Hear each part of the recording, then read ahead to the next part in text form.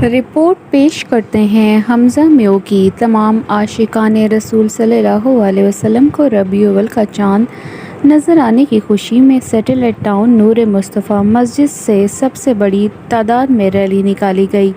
Rally Fazlu चौक से होती हुई मक्का मस्जिद, सैटेलाइट टाउन से होती हुई मेन शाहराह मीरवा रोड शहर की तरफ रवाना हुई। नूर मुस्तफ़ा सल्लल्लाहु अलैहि वसल्लम मस्जिद के पेश इमाम और दीगर ज़िम्मेदार कमेटी और दीगर आशिकाने रसूल की सदारत में निकाली गई।